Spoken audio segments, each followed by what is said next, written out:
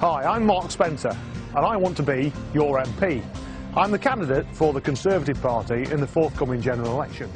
I've lived here in Sherwood all of my life. I've farmed here with my family for 3 generations. I'm very lucky in that I work with my family. That gives me the opportunity to go out, engage with the community and help other people. I'd like to spend a few moments just explaining to you what I do, what I've achieved and what I'd like to do as your representative at Westminster. Now, farming has almost become a hobby of mine rather than a career. I'm very busy with politics as well. I'm a district councillor in Ravenshead and a county councillor in Calverton. This gives me a great deal of political experience. The country is facing enormous challenges, both the economy, we're fighting 2 wars. Now, the people of Sherwood are going to need strong representation. And I think I'm the man with the voice who's going to be able to shout loud enough and bang the table hard enough to make sure we get what we deserve. I'm passionate about education and the next generation. We're stood here in the play facilities, which a group of enthusiastic parents and supporters, chaired by me, actually raised £100,000 to provide this play equipment. And isn't it fantastic? I'll work with our teachers, head teachers, schools and colleges to make sure that we get a good, strong education that gives the next generation the opportunity to aspire to great things, to go out and get good, sustainable jobs. The best people to run our schools are head teachers. Not government, not people sat in Whitehall, hundreds of miles away, but head teachers who know their school and know their pupils better. So here we are, Wigwam Lane, Hucknall, one of the sites earmarked for development that's going to be a new housing estate on the edge of Hucknall town. There is no doubt we do need more housing and we need to find places for the next generation to live, but where we allocate that housing development needs to be thought about very seriously. At this moment in time, government are telling us we need to put thousands of houses in the green belt of Sherwood, and I'm very worried about that. A Conservative government would actually abolish the regional spatial strategy which is putting so much pressure on local councils to tear up the green belt. We would actually encourage local people to make local decisions about where that housing is going to go, and we'll give you the power to influence those planning decisions. The A614 has a terrible reputation for safety, and we're all aware of the number of accidents that's been caused over the last few years. We need to find ways to improve safety on the A614, as well as solve the massive congestion problems we see here at Ollerton roundabout. Labour have been in control at the County Council for 28 years and haven't managed to solve this problem. The Conservative Party took over in May of 2009, and we're committed to try and ease the congestion we find at Ollerton roundabout. Thanks again for taking the time to watch this short video, but please, if you can find your way to go out, put your cross next to Mark Spencer when it comes to the general election. Thank you.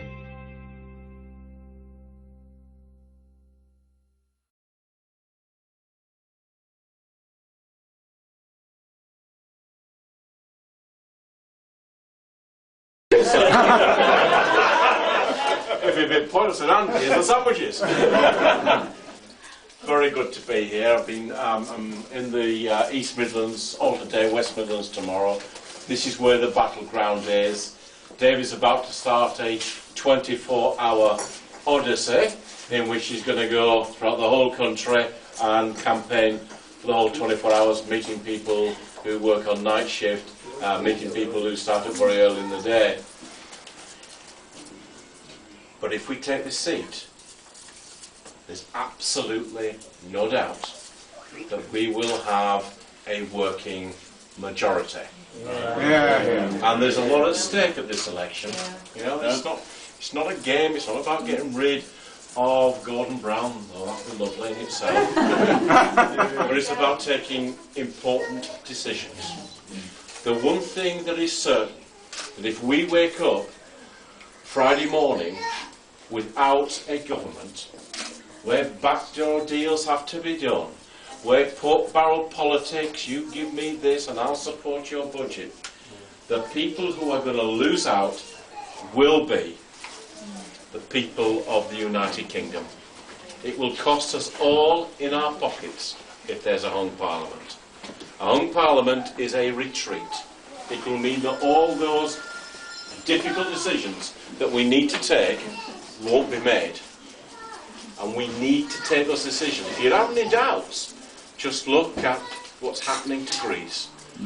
No, I'm not suggesting for a second that our economy is anything like Greece. It's a much bigger and it's more robust. But it does show you, if you don't take those decisions on time, they become more expensive as time goes on. Yes. And I think there are probably three things that we need to do. The first is that we need to start repaying the debt, because if we don't, not only is our country in hock, but it means mortgages will go, interest rates will go, be more difficult to employ people, and we've got to stop in its tracks Labour's tax on jobs. Yes. Because if we're just coming out of recession, the last thing we want to do is make it difficult to employ people. The next thing we've got to do is we've got to push power back down to people. So it isn't all decided by just a limited number of people in London. That our schools can be run by people who know the locality, for people who actually care about the standard of education, for people who work in those schools. Now, I don't have any medical qualification, but I spent a prodigious amount of my time talking with the NHS, trying to get someone an appointment, trying to get them an operation because they don't happen to fit in that particular box to tick. I don't think I should do that. I would feel much happier if people who are clinicians, doctors, nurses, those are the people who should be making those decisions. Right. I want things to be on the level of clinical priority. That's the thing that's important. And we're going to pass power down through councils and counties, districts, and down to community groups so that we can make a difference. And the third thing that we need to do is we need to make standing for Parliament a respectable thing again. And that's not just about expenses, but it's about the cost of Parliament. We're going to reduce the number of MPs down to 585. And we're going to make all the constituencies roughly the same size, so that your vote will be just as valuable as a vote in a smaller constituency, a Labour constituency. This isn't an anti-Labour thing, it's a fairness thing, and we need to do that. And we need also to start bringing down the level of people who are not elected. Now, so we're going to restructure regional government. We're going to restructure the spatial plan. We're going to restructure housing numbers in the same way that Henry VIII restructured Anne Boleyn's wedding vows. It's kind of a sleeper, is that? But you get the general idea. And we're going to give those powers to local people to decide. And if we do that, and we manage to get Mark into Parliament, you will have played such a vital role in bringing change that we can believe in to this country. So if you're thinking about sleeping between now and close of plays, sleep for wussies. If you're thinking of taking some time off, don't, because the very fate of our country, not just our Parliament, but our country, is at stake. So thank you very much. It's lovely to see you, and the vol-au-vents are now open.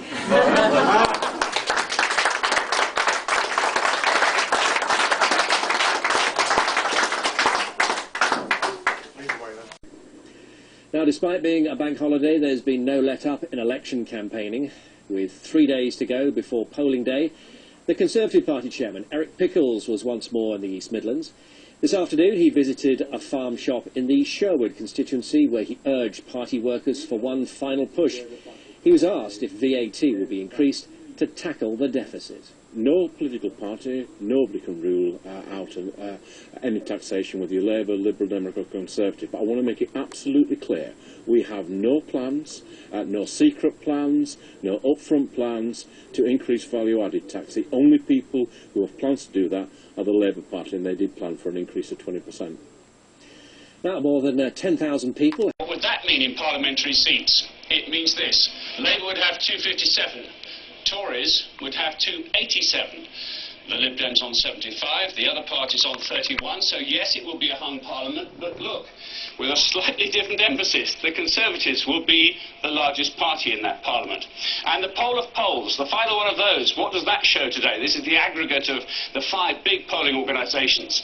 So, the final set of polls of the campaign, 29%, 35%, a 6-point gap, Lib Dems, 26%, and the other parties on 10. The poll of polls turned into seats means this: 270 for the Tories, 269, 79 seats, and 32 seats for the other parties. So yes, the poll of polls predicts on this last day of campaigning just how tight it is. Labour would be the largest party in a hung parliament, it would predict, but look how tight it is, 270 versus 269. Everything to play for. You saw David Cameron going into that primary school there, wearing a pullover which coordinated beautifully with those of the primary school children. We'll have more from Nottinghamshire and Joe Jones shortly. In the meantime, here's the business. On the other side of the world in Afghanistan, and I know, for instance, the regiment that used to be called the Sherwood Foresters, who came from around here, they've been out in Afghanistan, and I think the most important thing we've got to do as a government is make sure they get everything they need. They've got all the equipment and all the helicopters, and I think the first duty of a Prime Minister is to keep the country safe and strong. So if I win the election, if my team, if the blue team wins, that's the first thing I want to do, is make sure those brave men and women have everything they need. One of my members of Parliament, so one of the members of the school council, used to be the commander of the Sherwood Foresters, and he sits in Parliament, so he'd be a good person to make sure that we get all the things that they need. How many people in the council? Well, very good question. I think too many. Our school council, Parliament, has got about 650 members of Parliament. And that makes it one of the biggest parliaments in the whole world. And I think it's a bit big, and it costs rather a lot of money, because, of course, every penny we spend on the politicians and Parliament, we can't spend on your school. So we actually have a proposal, if we win the election, to say we're going to make Parliament 10% smaller. So 1 in 10 MPs will have to go and do something else. And we're also going to say the ministers, a bit like the teachers, but in this case the ministers, we're going to cut their pay by 5%. Why? Because we think that actually we ought to be paying ministers a bit less so we can make sure the teachers and the schools are getting the money instead. You can see this shameless sucking up going on here at this late stage. But that's, I think, a sensible thing. So we'll try and make Parliament cost a bit less, make the government cost a bit less, so we can concentrate on the things that we really need, like schools and hospitals and police officers, and getting those helicopters for our Sherwood Foresters, now I think part of the Royal Anglian Regiment, getting what they need. Who's got any more questions? We're going to move on to another classroom. Oh, right. Well, thank you very much indeed. Have a lovely day. I gather you've got your roast lunch today, because I had a word with the dinner lady, and she said it was going to be absolutely tip-top. So very best of luck with that. And the official photographer's here as well. And a big thank you to the teachers for all you do. Should we give our teachers a round of applause for all they do? Very good. Thank you very much. Now, we can try to explain the way politics works for a group of primary school children, talking about the red team and the blue team. You know what that means. Now, after over a year of stalemate, peace talk. Good afternoon, welcome to the Lunchtime News. I'm Kylie Pentelow. And first, this lunchtime on the last day before polling, David Cameron has made his final campaign visit to the East Midlands.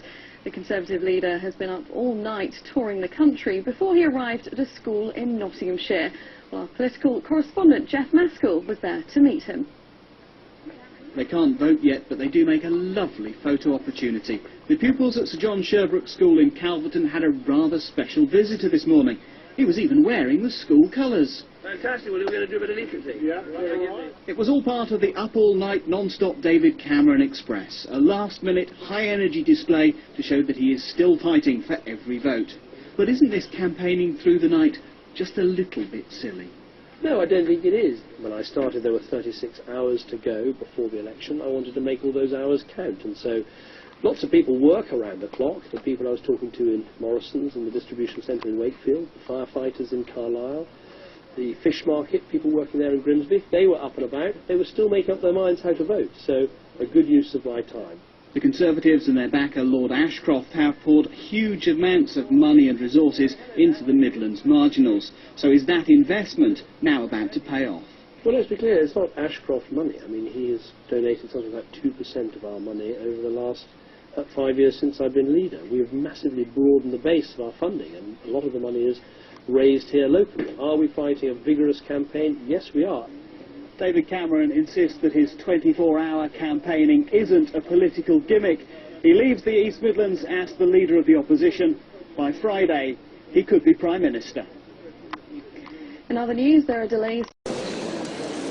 I, Amanda Farr, being a returning officer at the election of Member of Parliament for the Sherwood Constituency, held on the 6th of May 2010, do hereby give notice that the number of votes recorded for each candidate at this election is as follows.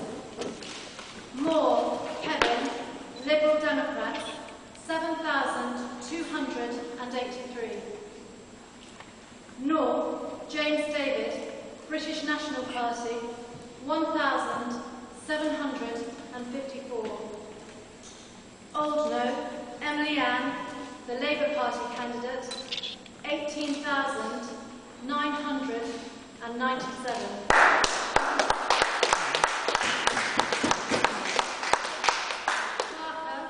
Margot, UK Independence Party, 1,490. Spencer, Mark, Conservative Party candidate, 19,211. Swan, Russ, Independent, 219. And I do hereby declare that the said Mark Spencer is duly elected for the Sherwood constituency. Yes!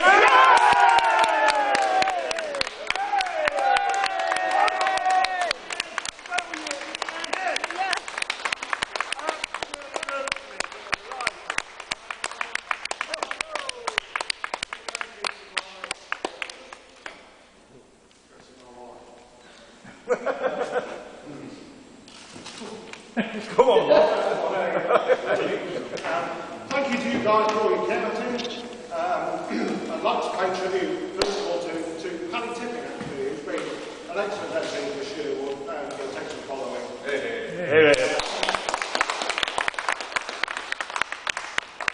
feel entirely humbled by the honour that you've bestowed upon me, and I shall work damn hard to make sure I'm a good MP.